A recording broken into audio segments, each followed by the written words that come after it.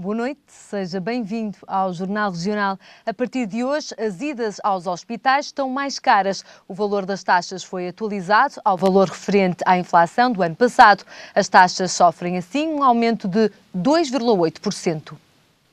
A saúde está mais cara a partir de hoje. As taxas moderadoras foram atualizadas à taxa de inflação relativa ao ano civil anterior, como dá conta o Instituto Nacional de Estatística, logo com um aumento de 2,8%. Aumentos que vão até aos 60 cêntimos nas urgências e 25 cêntimos nas consultas de especialidade.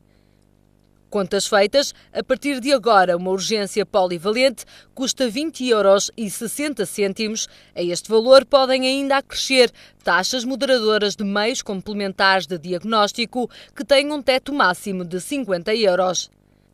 Já por uma urgência básica, o utente pagará 15,45 € e 10,30 € nos SAP, os Serviços de Atendimento Permanente ou Prolongado.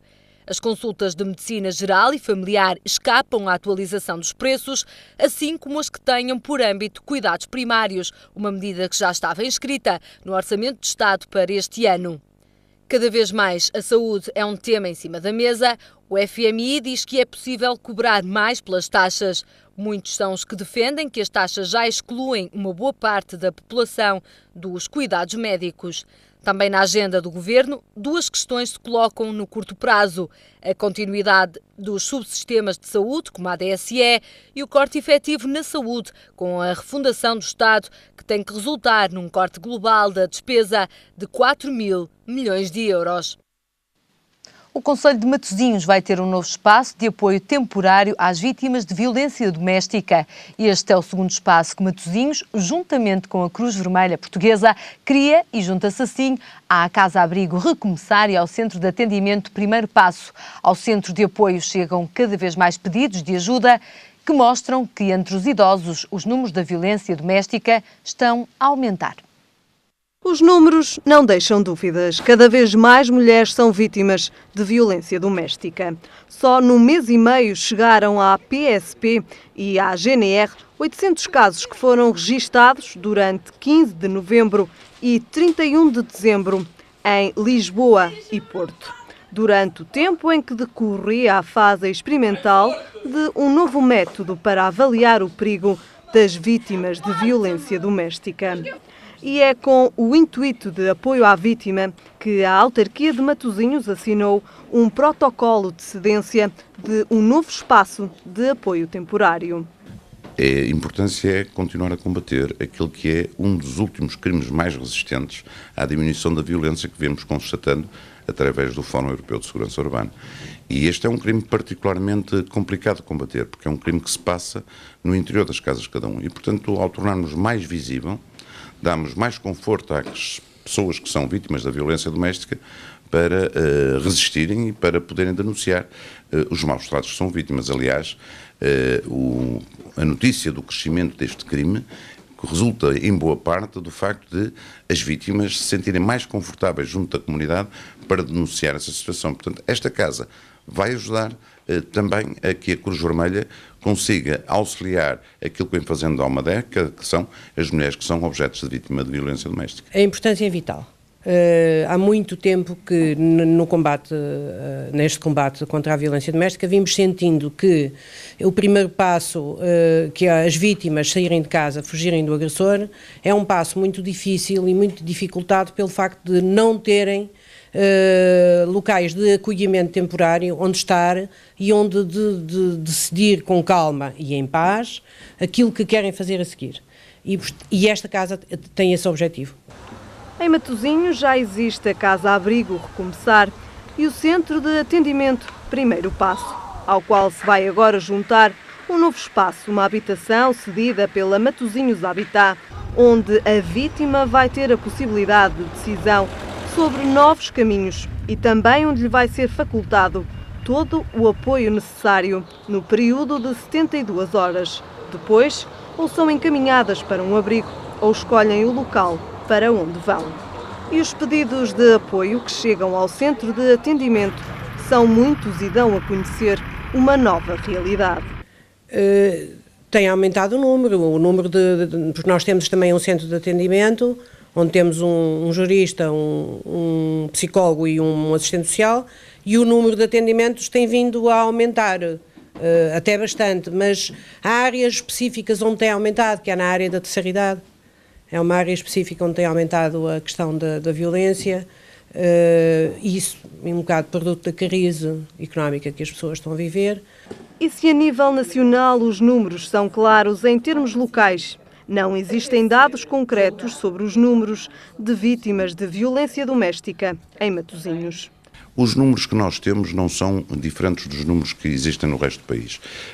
Nós temos uma resposta diferente. Isto é, em Matosinhos, as mulheres que são objetos de vítima de violência doméstica têm por parte da Cruz Vermelha um acolhimento que agora se melhora, que agora se requalifica e por isso, portanto, o que eu diria que os números de Matosinhos só são diversos no universo desta violência quando se trata da resposta, porque aqui há uma resposta efetiva. Um problema nacional que não deixa ninguém indiferente e para o qual o Estado disponibilizou este ano uma verba de 307 mil euros a 11 entidades da rede pública de casas de abrigo para o acolhimento de emergência de vítimas de violência doméstica. Um flagelo para o qual a sociedade deve estar atenta. Eu sou da opinião que a sociedade está a intervir, felizmente. Temos, volto a dizer, vir isto pela positiva. O aumento de denúncias implica ou significa também que este crime está cada vez mais intolerável. Matosinhos tem agora mais uma forma de resposta às vítimas de violência doméstica. O programa Autárquicas 2013 recebeu o candidato do PS à Câmara de Baião, que é também líder da Federação Distrital do Porto do Partido Socialista. José Luís Carneiro falou de Baião e da sua importância, aliás, das suas funções para o município ao qual é candidato e também abordou a candidatura de Manuel Pizarro à Câmara do Porto. A candidatura à Câmara Municipal do Porto, desde há muito que vem sendo trabalhada pelos militantes do Partido Socialista do Porto, pelos cidadãos que se identificam com o Partido Socialista e desde há cerca de 3 anos esta parte que o Dr. Manuel Pizarro trabalhou, fez um trabalho de proximidade com os militantes, mas também com os cidadãos e com as suas instituições representativas e é uma candidatura que, além de representar uma dimensão cívica da cidade, alguém que também nasceu, que aqui cresceu, que aqui se desenvolveu, que aqui fez a sua vida profissional. Trata-se de um médico com reconhecido estatuto no Hospital de São João, teve desempenho de funções governativas do país e é alguém que pode dar um contributo significativo para que o Porto se volte a reencontrar consigo próprio.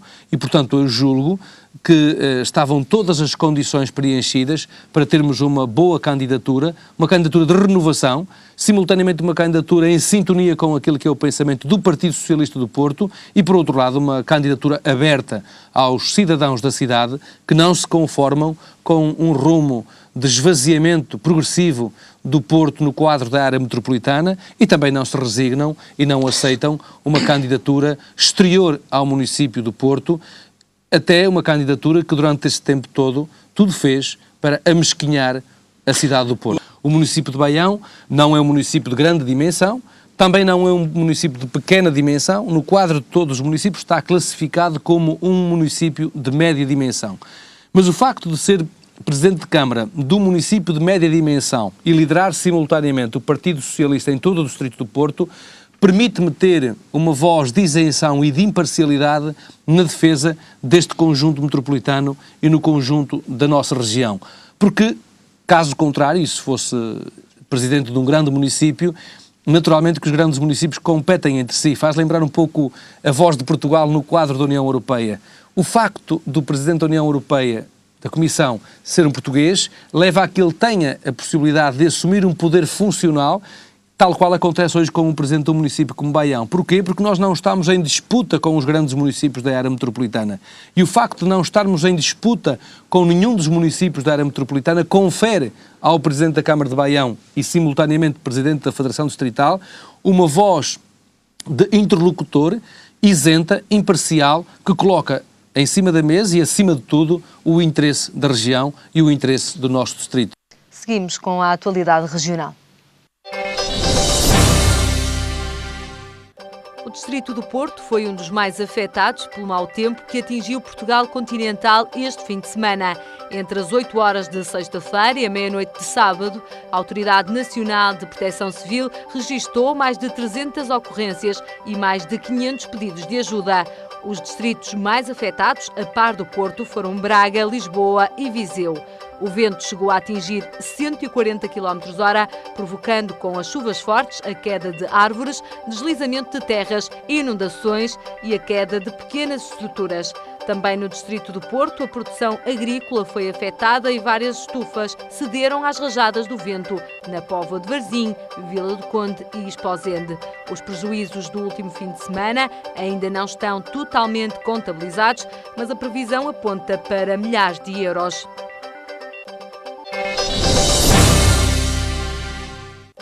Janeiro é o mês das marionetas em Espinho. O Festival Internacional decorre já desde o dia 11 de janeiro e conta no próximo dia 27 com o Teatro de Marionetas do Porto e a peça O Senhor. A peça que conta a história de um homenzinho muito pequenino, mas capaz de viver aventuras emocionantes, será exibida no Auditório de Espinho pelas 16 horas. O Festival Mar Marionetas regressa depois ao auditório no dia 1 de fevereiro com A Cerejeira da Lua, uma peça da companhia Lua Cheia, Teatro para Todos.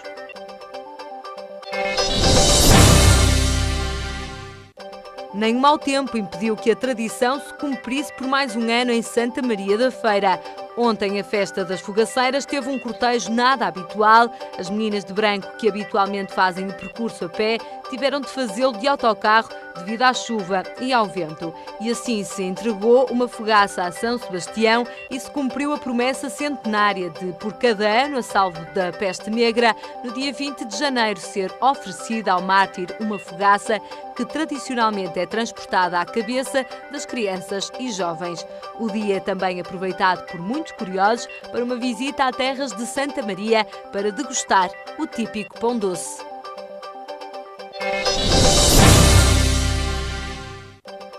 O Porto de Leixões é o maior porto exportador de contentores do país. Assim se pode ler no comunicado da Administração do Porto. O documento dá conta do máximo histórico de mercadorias movimentadas em 2012, que ascenderam aos 16.600.000 toneladas. O aumento disparou, sobretudo nas exportações. Quando comparado com 2011, constata-se um aumento de 1,5% na carga movimentada pelo Porto e de 23% no volume de carga exportada. Segundo a APDL, Marrocos, Angola, Argélia e Reino Unido destacaram-se entre os mercados de destino que mais contribuíram para este aumento.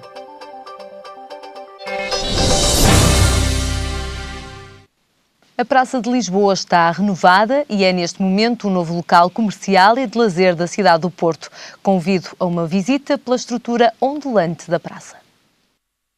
Está de cara lavada, mais nova, mais bonita, com novas valências. Esta é a remodelada Praça de Lisboa.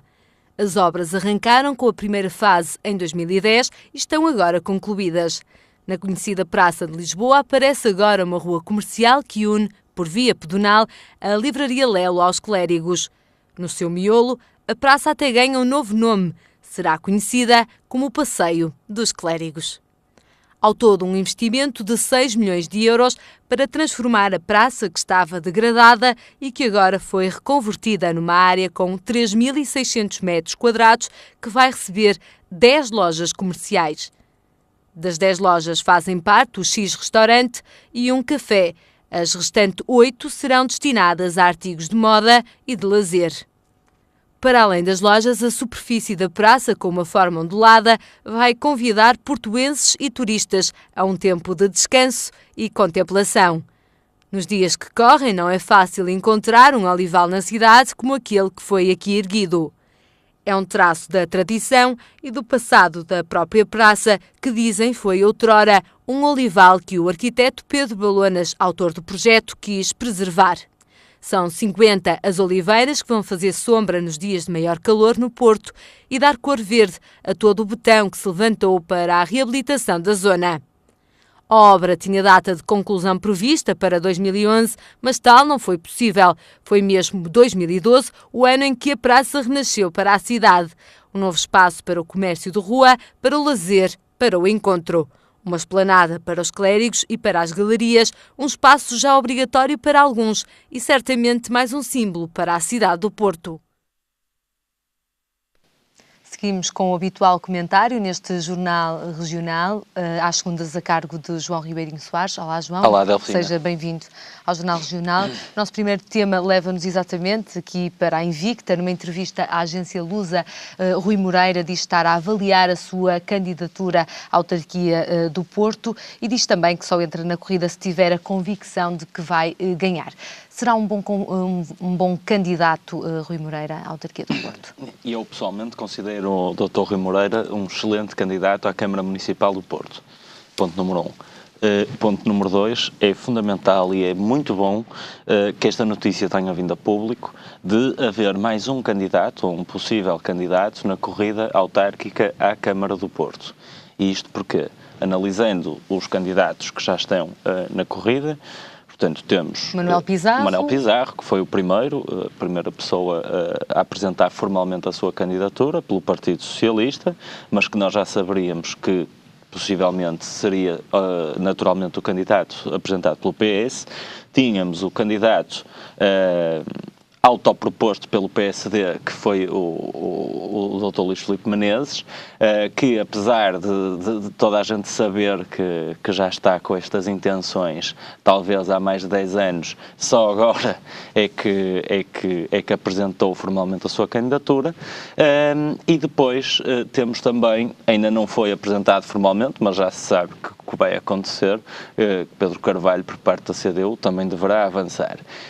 E, tendo em conta as linhas ideológicas e políticas de cada um dos candidatos, o que as pessoas já sabem que cada um pensa, era fundamental que aparecesse uma terceira via independente destas que já estavam na corrida. O Dr. Rui Moreira é uma pessoa que pauta a sua atuação cívica, como todos sabem, de uma forma muito correta, tem as ideias muito bem estabelecidas e muito bem delineadas, é um defensor da região do Porto e da região Norte e um defensor de Portugal acérrimo e que pauta a sua atuação principalmente defendendo pontos absolutamente fundamentais para a economia do Porto e para a economia da região Norte, como são o Porto de Leixões, a autonomia do aeroporto Francisco Sá Carneiro, a defesa de uma data de institutos e valências que deverão ficar no Porto e também toda a sua atuação na presidência da Associação Comercial do Porto.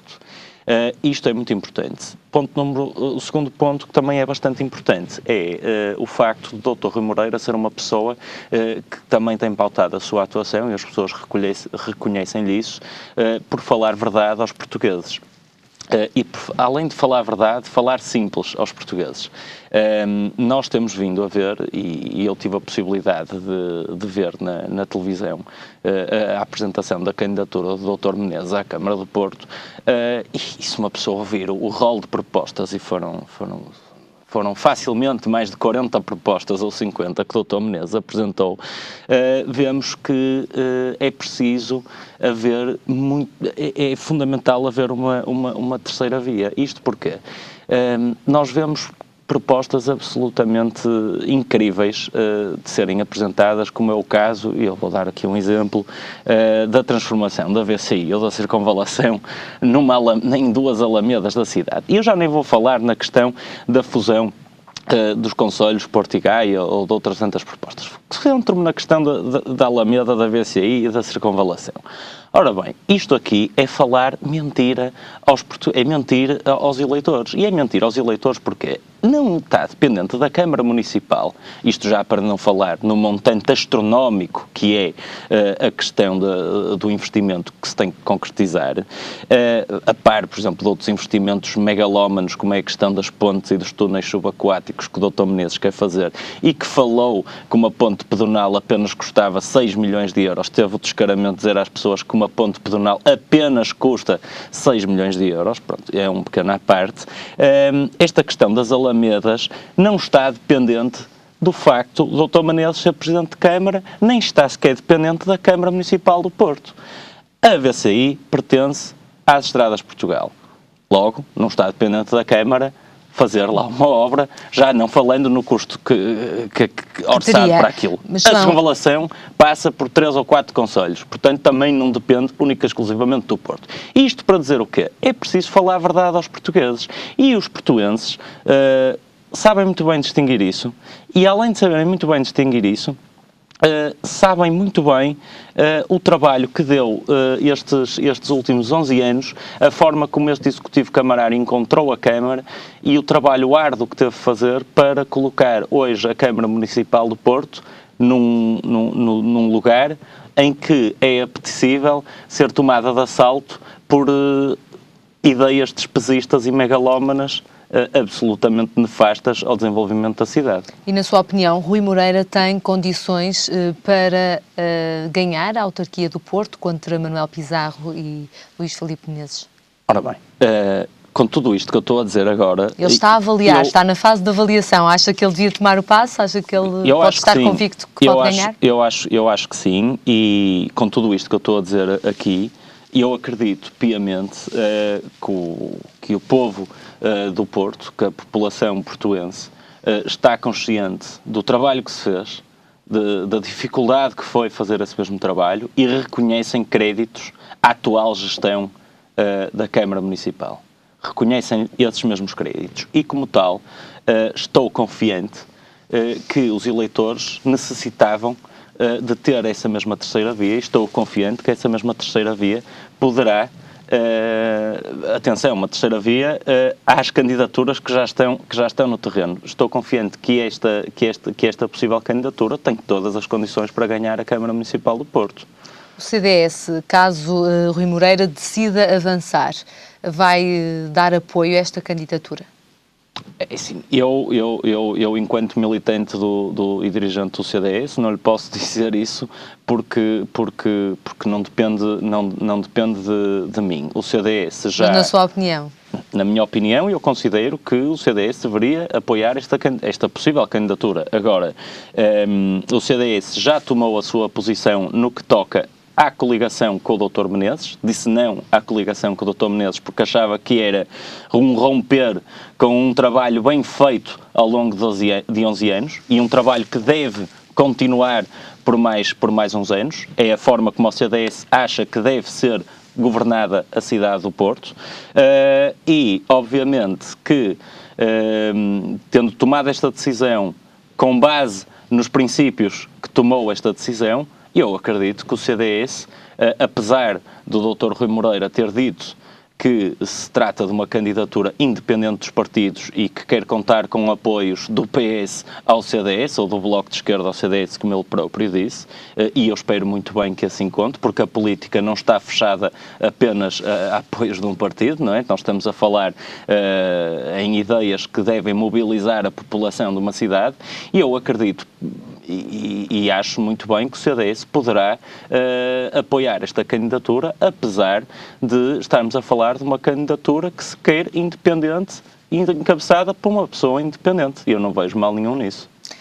Nós estamos hoje num dia em que também as taxas moderadoras aumentaram, isto no plano mais nacional, 2,8, indexada à taxa de inflação do ano passado.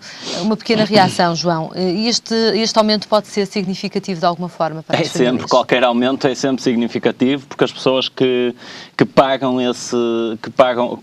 a conta notam sempre o aumento. Quando o preço sobe, é normal ser significativo.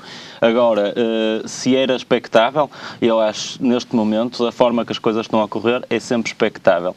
As pessoas já pensam, eu estou a pagar tantos impostos, já pago tantos impostos, e não tenho direito a absolutamente nada no setor público. Ainda vão aumentar as taxas moderadoras, aumentam as propinas, aumentam isto, aumentam aquilo. E eu digo que é expectável porque o custo da dívida que nós estamos a pagar para pagar todas estas megalomanias que se andou a fazer durante anos, tem este impacto. É preciso aumentar todas estas taxas de modo a conseguir manter estes serviços ativos, porque o custo da dívida, os juros que nós temos de pagar neste momento equivalem à despesa de um grande ministério. E, infelizmente, foi ao ponto onde nós chegamos. As taxas aumentam e o Governo terá que, em fevereiro, apresentar o corte ou o projeto para o corte na despesa do Estado. que, ao que tudo indica, também levará a um corte no setor da saúde. Por exemplo, o que é que acha que se pode cortar neste momento na saúde? Acha que o subsistema ADSE, que se tem falado tanto nos últimos dias, pode ser um dos cortes? Essa questão da ADSE veio a público porque foi a proposta que afinal não era a proposta do Partido Socialista. Agora, o que é que eu acho que se deve cortar? Ou na saúde, se eu acho que há margem para se cortar, e eu não conheço a fundo a questão da saúde, nem de perto, nem de longe. Olhando de fora e como espectador, eu, da forma que eu sei que muitas das coisas do Estado têm vindo a ser geridas, eu acredito que há sempre margem para cortar. Agora, o que eu acho que se tem que fazer é que é preciso saber exatamente aonde está a despesa, porque não há forma milagrosa de cortar o que quer que seja. Não se pode dizer, por mais que se queira, ter uma folha de Excel e dizer, ora bem, vamos cortar a direito tudo 10% em todo lado. Poderia ser assim, poderia funcionar muito bem. A questão é que nós temos áreas que estão deficitárias e áreas que não estão deficitárias, e é preciso fazer esse balanço, saber onde é que estão as coisas. É preciso fazer um estudo credível. Eu não estou aqui a dizer e a defender mais estudos, porque toda a gente sabe como é que estão as questões dos estudos em Portugal. Este foi estudos durante Mas para anos, si o para relatório tudo e mais da Troika coisa. chega, do FMI, aliás? Ou não? O relatório da Troika e do FMI acabam por ser umas linhas orientadoras que foi um relatório interno da Troika, que se calhar nem deveria ter vindo a público. São umas linhas orientadoras da despesa de um ponto de vista macro. No entanto, o que tem que acontecer é que tem que haver equipas especializadas a cortar despesa nos diferentes setores, e eu, quando digo equipas especializadas, não estou a falar depois vêm-me dizer dos técnicos especialistas que trabalham nos ministérios. Não são os técnicos especialistas que trabalham nos ministérios. Então, tem que haver equipas especializadas, pessoas com créditos no mundo profissional, a estudar aonde é que é onde cortar na despesa, da mesma forma que se faz com muito sucesso nas empresas portuguesas. Portanto, se faz com sucesso nas empresas portuguesas que sobrevivem no contexto difícil em que estamos, também se deverá conseguir fazer no Estado, e eu acredito que se deve conseguir fazer no Estado. É preciso haver vontade. João, obrigada pelo seu comentário neste jornal. Até 2 a 8 dias. Nós seguimos a conhecer a capa do jornal Audiência, que está amanhã nas bancas. Amanhã, então, nas bancas, o destaque fotográfico vai para a cultura com Hélder Freire Costa, que produz Humor com Humor se Paga no Maria Vitória. O Audiência leva os leitores ao teatro. Esteja, então, atento à edição de amanhã. Ao lado, na Sociedade, Eduardo Matos está disponível para se recandidatar à Junta da Aforada. Também ainda os destaques nas entrevistas nesta edição do Audiência, com a entrevista a Guilherme Vilaverde, o Presidente da Assembleia Municipal de Matosinhos, e a Dalmir Fonseca, Presidente da ANDEP. Amanhã, terça-feira, nas bancas. Seguimos a conhecer o tempo para amanhã. O mau tempo continua, com a chuva e o céu muito nublado em todo o país. Segundo o Instituto Português do Mar e da Atmosfera, as temperaturas máximas para terça-feira serão de 11 graus para o Porto, 13 para Lisboa e 15 graus de máxima para Faro. A informação está de regresso mais logo. Até lá, fique bem, tenha uma boa noite.